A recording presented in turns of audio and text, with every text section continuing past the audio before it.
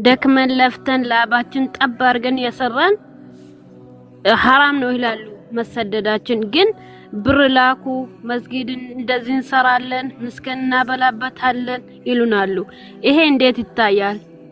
የኛ መሰደድ ሐራም ከሆነ ብራችንስ ሐላል ነው ወይስ የቱ ጋር ነው ሐራም? መሰደድ ተሰግድ አዳምጪ። መስዋዕት ምንድነው? ሴት ልጅ ያለ መህረም ያለ ዘመድ ከ80 ኪሎ ሜትር በላይ መጓዙ ክልክል ነው ብለው ነብዩ ሰለላሁ ዐለይሂ ወሰለም ተናግረዋል። በርግጥ لا تسافر المرأة تؤمن بالله واليوم الآخر مسيرة يوم على ليلته إلا مع ذي محرم بالله በመጨረሻው ቀን የምታመን ሙስሊም የሆነች ሴት አንድ ቀን ከነ ሌሊቱና ከዚያ በላይ ወንም በኪሎ ሜትር 80 ኪሎ ሜትር እና ከዚያ በላይ ርቀት ያለው ጉዞ ያለ ዘመድ ብቻዋን አትጓዝም ማለት ወይ ባላጋ ወይ አባት ወይንም አያት ወይንም ወንድም ወይንም አጎት ከነዚህ አካሎች አንዱ ጋር ካልሆነ እንዳትጓዛሉ። ለምን ሲባል ለራሷ ሲሉ ነው። ጥበቃ ያስፈልጋታል ሴት ልጅ። ለምን ከተባለ ሴት ልጅ ከወንድ ልጅ በአቅም ደካማ ነች አይደል? ወንድ ልጅ ጉልበቱን ተጠቅሞ ሊደፍራት ይችላል ሩቅ መንገድ እሄዳለሁ ይልትል። ስለዚህ አላህ Subhanahu Wa Ta'ala ጥበቃ ያስፈልጋታል ሴት ልጅ ብሎ ደነገገላት ለእርሷ ክብር ሲባል። ለታቻን ሐታ ግዴታ የተደረጉ ተግባራቶች ቢሆኑ አላህ ያን ግዴታን ጥሎላታል። ለምሳሌ ሐጅ ማድረግ ግዴታ ነው አይደል? አቅሙ ካላት። ነገር ግን መህረም ከሌላት ልጅ መንገድ ላይ አደጋ ቢደርስባት ለታቻን ስለዚህ አይ ስላለሽ ግዴታ መሄድ አለብሽ አላለም። መህረም ከሌላት ደህንነቷ ሊጠበቅ ይገባልና እስክታገኝ ድረስ መህር ቤቷ ታወራለች። ያ ነው እንዳጠቃላይ። እናንተ ደግሞ ካላችሁበት ሀገር ወደ ውጭ ሄዳችሁት ከ80 ኪሎ ሜትር በላይ ነው። ያ ከነብዩ ሰለላሁ ዐለይሂ ወሰለም ሐዲስ ጋር ይጋጫል። እሱ አንደኛ እሱ ነው። ሁለተኛ እዛ ከሄዱ በኋላ የሰሩትን ገንዘብ ሐራም ነው በዚህ መሰረት ብሎ መናገሩ እሱ ስህተት ነው። እዛ ሄደው የሰሩት ስራ ነው የሚታየው በመሄዳቸው እንጂ ጥፋተኛ የሆኑት እዛ ሄደው የሰሩትን ገንዘብ ሐራም ነው የሚባለው እንደ ስራው ነው የሚወሰነው። የሰሩት ማዳም ቤት ገብተው እነዚህ ልጆች ልብስ አጥበው ከሆነ ቤት ጠርገው ከሆነ ልክ እንዲሁ ምግብ ሰርተው ከሆነ ሐላል የሆኑ ስራዎችን ሰርተው ከሆነ ገንዘቡ የተገኘው የሐላል ምንጭ ነው። ነገር ግን ሽሻ አስጨሰው ምናምን እንደዚህ ሐራም በዚህ በሐራም ነገራቶች ከሆነ የዛኔ ሐራም ይሆናል እና ያንን ኮሜንት ላይ እቺ ልጅ ደጋግማ እየጻፈች ነው። ባልና ሚስት መላፋት ይቻላል ወይ? ቀላል ይቻላል፣ ቀላል ይቻላል። ባልና ሚስት መጫወታቸው በጣም በመካከላቸው ውዴታንና ፍቅርን የሚጨምርላቸው ከሆነ ትችላላችሁ። ወደ ጸብ እንዳይቀየር ነገር ነቢያችን ሰለላሁ ዐለይሂ ወሰለም ከሚስቶቻቸው ጋር በጣም ይጫወቱ ነበር።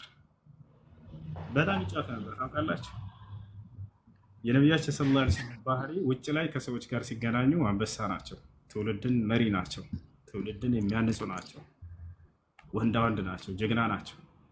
ቤት ሲሆኑ ደግሞ እንደ ህፃን ልጅ ነው የሚሆኑት ለሚስቶቻቸው። ልክ እንደ ንጉስ መጥተው ቤት ተቀምጠው አንቺ እንደዚህ አድርጊ ምናምን ለአይሉ ወረድ ብለው ስራ ይሰሩ ነበር ቤት ውስጥ። እናታችን አይሻ ተጠየቀች፣ ቤት ውስጥ ምን ያደርጉ ነበር ነብዩ ሰለላሁ ዐለይሂ ወሰለም እስኪ ንገሪኝ፣ እኛ የውጭ ነው የምናውቀው አላት።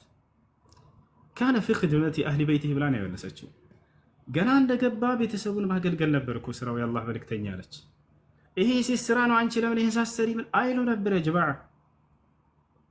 ካነ የሕሊብ ሻት አለች። ወተት መታለብ ካለበት ፍየል ወይንም እንደዚህ ምናምን ወጥተው ራሳቸው ያልቡ ነበረ። አንቺ ሳታልቢ ነው ሳትጠብቂ ለምን ምን ትሰሪያለሽ እዚህ ምናምን አይሉም። እንደኛ ወንድ ያገራችሁ ወንድ ልክ ጠዋት ሲወጣ ምናምን ይሄንን ሳትሰሪ እንዳያገኝሽ አንቺ ምናምን ብሏት ይወጣል፣ አብዛት ይወጣል። ልክ ማታ ሲመጣ ያ ስራ ካልተሰራ ድርግም ያደርጋታል። እንደዚህ አልነበሩም ነብዩ ሰለላሁ ዐለይሂ ወሰለም። ነቢያችን ሰለላሁ ዐለይሂ ወሰለም አዛዥ አልነበሩም፣ ቤት ውስጥ ታዛዥ ሁላ ነበሩ። ዝቅ ብለው ይሰሩላቸው ነበር ለሚስቶቻቸው መሰራት ያለበት ይታቸዋል። ነቢያችን ሰለላሁ ዐለይሂ ወሰለም ቤት ውስጥ ተጫዋች ነበሩ ከሚስቶቻቸው ጋር። ከዕለታት አንድ ቀን ከእናታችን አይሻ ጋር ሩጫ እስከመወዳደር ሁሉ ደርሰዋል። የሚገርማቸው ቤት ውስጥ ተሳበቅቱ አነ ወረሱሉላህ ሰለላሁ ዐለይሂ ወሰለም አለች።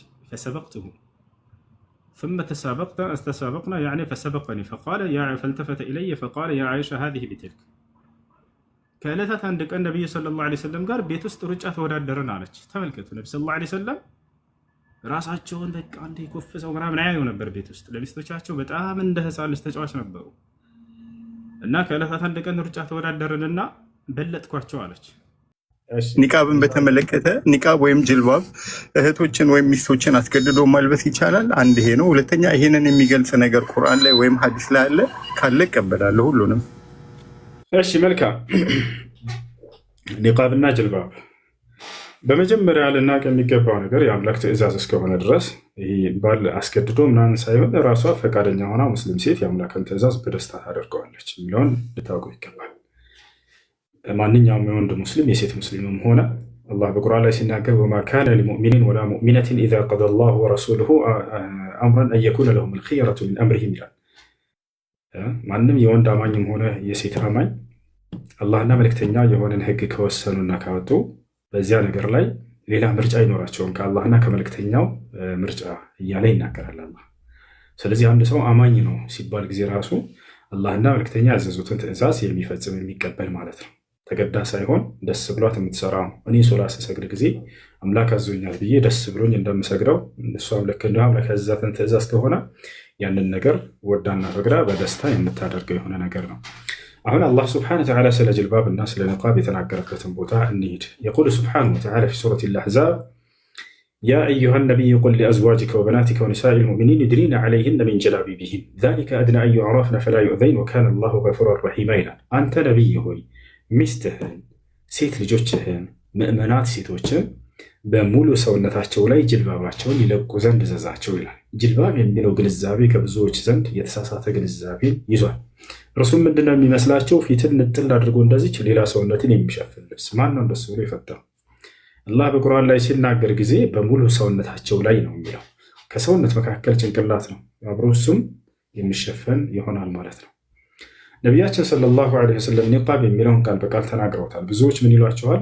አይ ጅልባብ አለ እንጂ ኒቃብ አላለም። አንደኛ የጅልባብ ግንዛቤ እንዳልኳቸው አላህ በቁርአኑ ላይ የገለጸው ሙሉ ሰውነታቸው ላይ ይልበሱ ነው ያለው። ከሰውነት መካከል ፊትም አለና እርሱንም ያጠቃልላል። አላህ በሌላ ቦታ ላይ ወላ ዩብዲነ ዚነተሁነ ኢላ ሊቡዑለቲሂነ ይላል። ሴቶች የውበት መገለጫቸውን ለባላቸው፣ ለአባታቸው፣ ለባላቸው አባት፣ ለወንድ ልጆቻቸው፣ ለአጎታቸው ምናምን ለእነዚህ እንጂ ለባዕድ ወንድ እንዳያሳዩ እያለ ይናገራል። የሴት ልጅ ትልቁ የውበቷ መገለጫ ምንድን ነው ልጆች? ፊቷ ነው። አንድ ሰው እቺ ሴት ታምራለች አታምርም የሚለውን እርሱን አይቶ ይገምታል። ስለዚህ የውበቷን መገለጫ ለእነዚህ እንጂ እንዳታሳይ እያለ ይናገራል። ታዲያ ኒቃብ የሚለውን እኮ ቃል በቃል አልተገለጸም ይሏቸዋል። ላ ኒቃብ የሚለውን ቃል በቃል ተገልጿል። ነቢዩ ሰለላሁ ዐለይሂ ወሰለም ሐዲስ ላይ ሲናገሩ ምን አሉ? ላ ተልበስ አልመርአት አልሙሕሪማ النقاب والقفازتين لا تلبس المرأة النقاب والقفازتين في الإحرام أو كما قال النبي صلى الله عليه وسلم حديث لا النبي صلى الله عليه وسلم من قالوا حجنا عمران لمسرات إحرام ያደረገች ሴት በሐጅና በዑምራ ጊዜ ኒቃብንና ጓንትን እንዳትለብስ ብለው ከለከሉ። ምን አሉ? ቃል በቃል ኒቃብንና ጓንትን እንዳትለብስ በሐጅና በዑምራ ጊዜ አሉ። ስለዚህ ከሐጅና ከዑምራ ውጭ አዘውት እንደነበር ያሳያል ቃሉ ማለት ነው። በሐጅና በዑምራ ጊዜ ግን ለምሳሌ ሴት ልጅ ሶላትን በምትሰግድ ጊዜ ለብቻዋ ከሆነች ኒቃብ መልበስ አይቻልም፣ አይፈቀድላትም። ገብታችኋል? አትለብስም ኒቃብ። ባዕድ ወንዶች ካሉ የዛኔ ከእነርሱ ለመስተር ስትል ትለብሰዋለች። ከዛሊክ ሐጅና ዑምራንም ስታደርግ እንዲሁ ያንን ስትፈጽም ጊዜ ታወልቀዋለች። ባዕዱ እንዳጠገቧ ካለና የሚያያት ከሆነ ግን የዛኔ ትሸፍነዋለች፣ ችግር የለውም። እንዳጠቃላይ ኒቃብ የሚለውን ቃል ነብዩ ሰለላሁ ዐለይሂ ወሰለም ገልጸውታል። በሌላ ሐዲስ ላይ እናታችን አይሻ ኒቃብን ይለብሱ እንደነበሩ በእርሳቸው ዘመን የነበሩ ሴቶች ራሷ ገልጻለች። እናታችን አይሻ ሐዲስ ላይ ስትናገር ምን አለች? እኛ ከነብዩ ሰለላሁ ዐለይሂ ወሰለም ጋር ተቀምጠን ሳለን በቤታችን በር ላይ ካነ የእቲ አርክባ ነጋዴዎች ከሌላ ሀገራቶች ይመጡ ነበር። ወካነ የመሩና አማመና በፊት ለፊታችን ያልፉ ነበር። ወዕንደማ ዩሓዙነና አለች ከእኛ ጋር በሚስተካከሉና በሚቅጣጩን ጊዜ ወደኛ በሚደርሱ ጊዜ ነስድሉ ሊባስ አለዚ ረፈዕናሁ ኢላ ሩኡሲና ዐላ ውጁሂና ከማ ቃለት ወነገጢ ቢሂ ውጁሃና ከማ ቃለት ረዲየላሁ ዐንሃ ወደ ላይ አንስተነው የነበረውን ልብሳችንንም ወደ ታች እናወርደዋለን፣ በእርሱም ፊታችንን እንሸፍናለን አለች። ልክ ዛሬ እህቶቻችን የሚለብሱትን ኒቃብ እናታችን አይሻ ራሷ ገልጸዋለች። በዚያ ሁኔታ ነበሩ የነብዩ ሰለላሁ ዐለይሂ ወሰለም ሚስቶች። ታዲያ ወደ ሁክሙ ስንመጣ ጊዜ በዑለሞች መካከል ይህ ትእዛዙ እንዳለ ሆኖ ግን ግዴታ መሆኑን ያሳያል ብለዋል ግማሽ ዑለሞች። ሌሎች ደግሞ አይ እንደው ሱና መሆኑን ነው የሚያሳየው እንጂ ኒቃብ መልበስ ግዴታ አይደለም ያሉ አሉ። እንደው ከፊትና ለመሰተርና የበለጠው የተሻለ የትኛው ነው ከተባለ ኒቃብ መልበሱ የሚለው ነው፣ ግዴታ ነው የሚለው ነው። ሼክ አብዱልዓዚዝ ብን ባዝ፣ ሼክ ኢብኑ ዑሰይሚን፣ ሼክ ሷሊህ አልፈውዛን እነዚህ ሁሉ ታላላቅ የጊዜያቸው ዑለሞች ኒቃብ ግዴታ ነው ብለው ፈትዋ ከሰጡ ዑለሞች መካከል ናቸው እነርሱ። አይሽ ጀዛከላህ ኸይር ሁሴ፣ በጣም አመሰግናለሁ።